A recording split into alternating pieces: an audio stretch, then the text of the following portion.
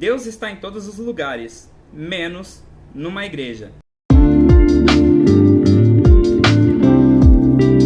E aí, galera, essa é a nossa aula aqui de número 13 sobre a igreja e o movimento dos desigrejados. Galerinha dos adolescentes, nós estamos aqui nesse vídeo, como já havia informado, para trazer para vocês essa aula em poucos minutos, para que nós possamos compreender esse assunto que é de muita importância.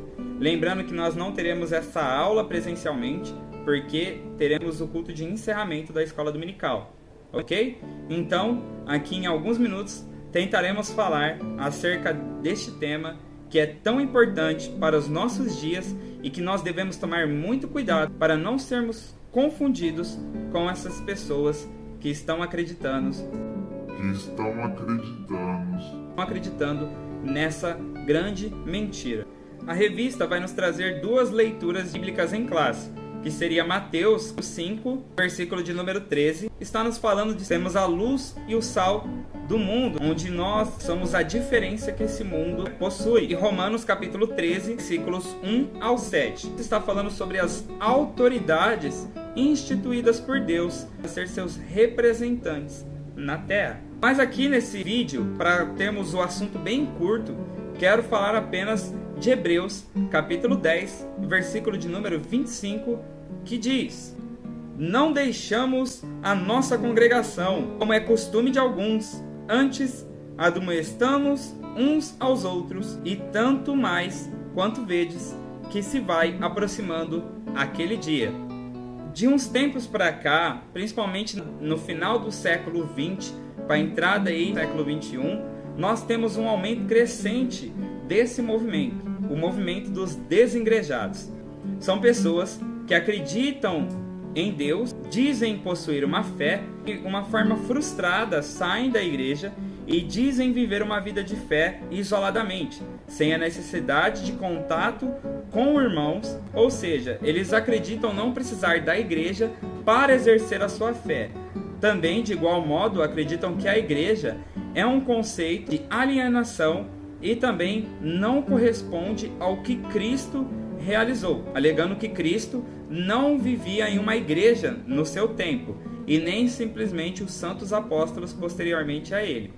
Tal argumento se torna hipócrita e ignorante quando nós vamos observar que, na história, nós não temos realmente o relato de que Jesus congregava em uma igreja, mas ele fundou sim a igreja. Capítulo 16 do livro de Mateus, nós vemos o próprio Senhor Jesus perguntando aos discípulos quem os discípulos acreditavam que ele era. E Pedro responde que ele era o Cristo, o Filho de Deus vivo. E logo após isso, Jesus diz: falaste bem, Pedro, isso não foi dado para você através da sua carne, nem pelo seu sangue, mas foi dado pelo Pai que te revelou. Também digo que tu és Pedro, e sobre esta pedra edificarei a minha igreja. Que pedra era esta? A afirmação de que Cristo era o Filho de Deus. Ou seja, a igreja é formada por um corpo de pessoas que simplesmente admitem que Cristo é o Filho de Deus, sendo seu único e suficiente Salvador. Tá, Lucas, mas peraí, então se o cara tá congregando na casa dele e ele confessa Cristo como Salvador, qual é o problema dele estar ali convivendo em casa, só servindo a Cristo? Devemos entender alguns pontos. Que Cristo nos entregou o seu Santo Espírito para que andássemos e caminhássemos pela sua verdade. O próprio Cristo diz: santifica-os na verdade, a tua palavra é a verdade. E junto com isso, ele nos faz lembrar das palavras de Cristo. Ou seja, ao mesmo tempo que nos faz lembrar, ele nos faz andar nas palavras de Cristo. Então é onde nós podemos dizer que o crente salvo e que ele recebeu o Espírito Santo de Cristo, ele ouve as ordenanças de Cristo e ele entende que o propósito de Deus é que tanto nós sejamos salvos por ele, como também estejamos unidos numa mesma fé.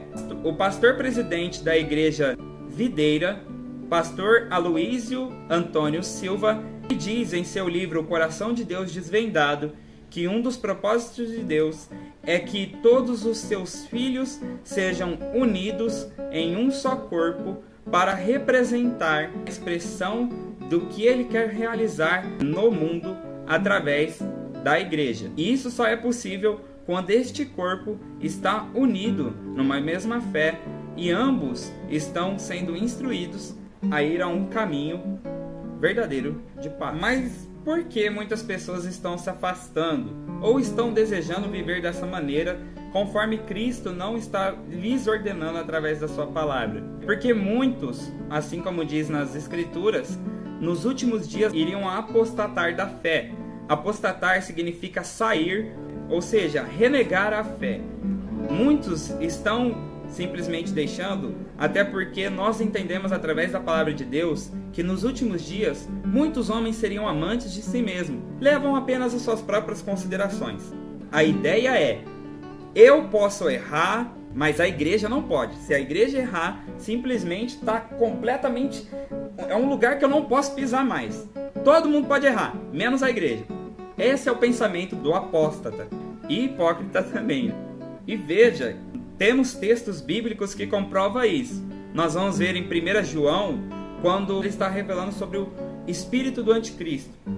Ele fala: não vos preocupeis com aqueles que saíram do meio de vós. Eles nunca foram de vós, eles só estavam aí presentes. Talvez você aí esteja vendo, você fala assim: nossa, Lucas, que pesado, parece que você está criticando a pessoa que saiu, você nem foi lá perguntar o motivo e tal. Gente, eu não estou falando de pessoas que saíram muitas vezes porque estão confundidas por algum pensamento, ou ele está com uma falta de entendimento ali e está achando que não pode se chegar a Cristo. Nós devemos sim entender quais são as situações de cada irmão, isso é fato. Mas eu estou falando daquele irmão que normalmente ele sai do meio da igreja e fala assim: não preciso mais disso, não preciso mais disso, eu não quero saber mais daquilo, porque aquele povo só erra, é tudo hipócrita e não sei o quê. Eu gosto muito de uma frase que diz assim: você reclama de não ir à igreja porque lá só tem hipócrita? Parabéns! Nós precisamos de você, porque nós, os seres humanos, erramos, e não importa o que nós vamos fazer, nós vamos sempre errar. Mas o que diferencia nós do ímpio é que temos o Espírito Santo, que pode nos conduzir pela sua verdade, se assim queremos ouvir a sua voz. Qual que é a missão da igreja? A igreja está simplesmente ali para viver, só está ali para mim ir lá domingo, só está ali. Não. Como eu disse já no início do vídeo, a igreja está para expressar o reino de Deus na terra. Ou seja, ele está aqui para mostrar o que Deus quer realizar no meio de seu povo, o que ele já quis fazer. O apóstolo Paulo escreve em 2 Timóteo, capítulo 3, versículo 16 e 17, o seguinte: a palavra de Deus é inspirada para nos ensinar, para repreender, para nos corrigir e instruir em justiça, para que todo homem seja perfeitamente instruído e esteja preparado para realizar as boas obras em Deus. A igreja nada mais é um local onde podemos nos reunir para conhecer a verdade de Deus, a palavra dele. Não estamos nos reunindo lá para simplesmente pagar de bonitos, pagar de lindos e tal, até porque nós somos pobres e miseráveis, e que se não tivermos a graça de Deus, nós não somos nada além de pó na terra. A missão da igreja, além de revelar o reino de Deus, é anunciar a palavra de Deus a toda criatura.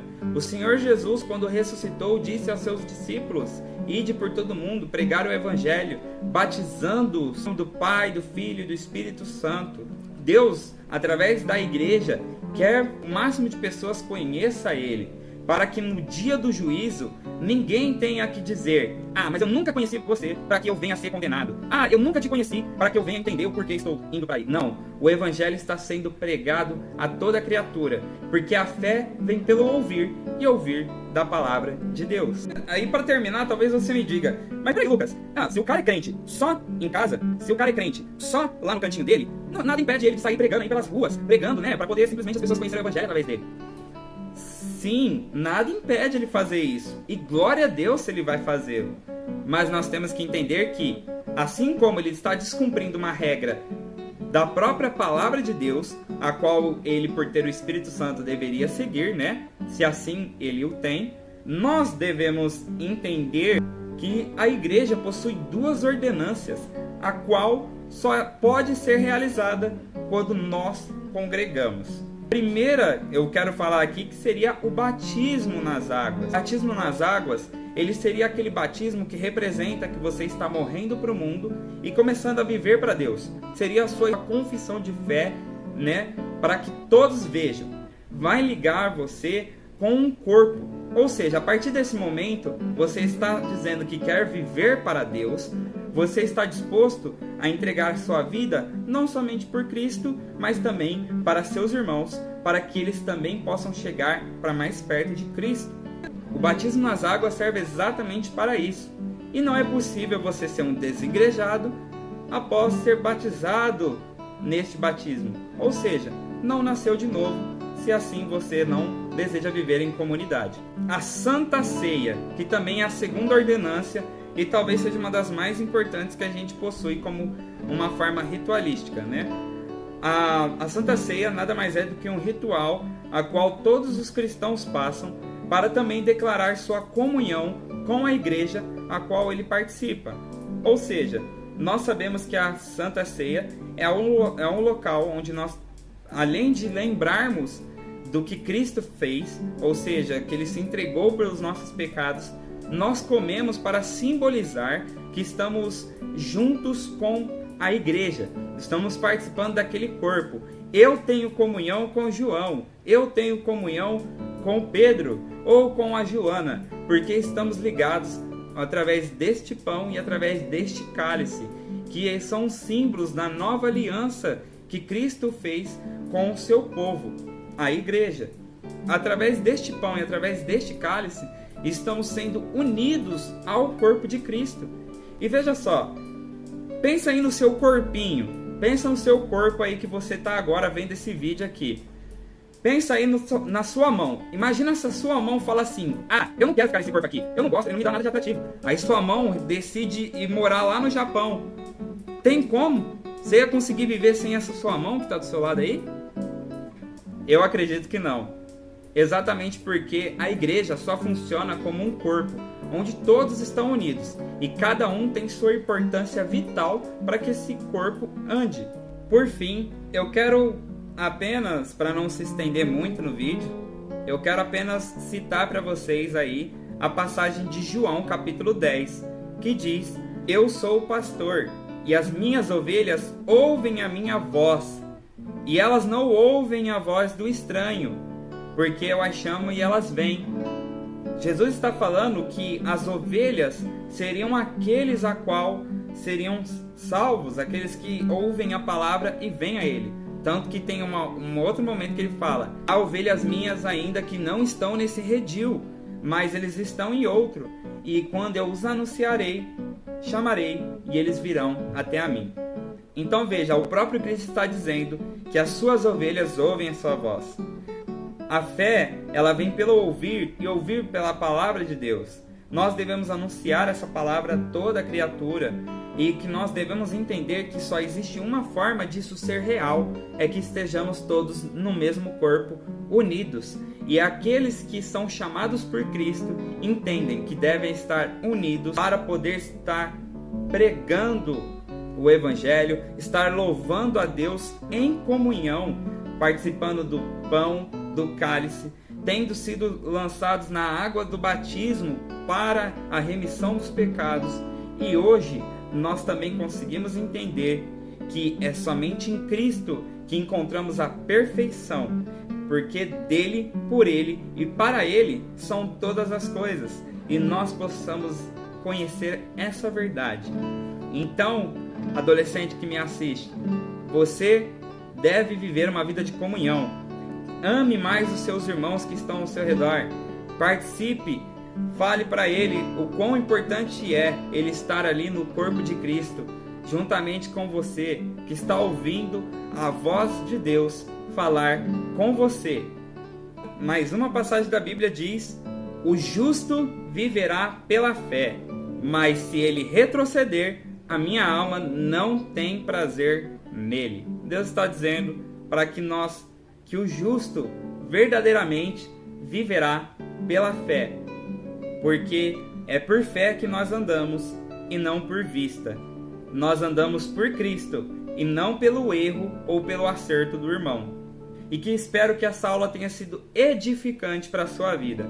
E nós no próximo trimestre já vamos começar com todo vapor para a honra e glória de Jesus Cristo. Deus abençoe sua vida.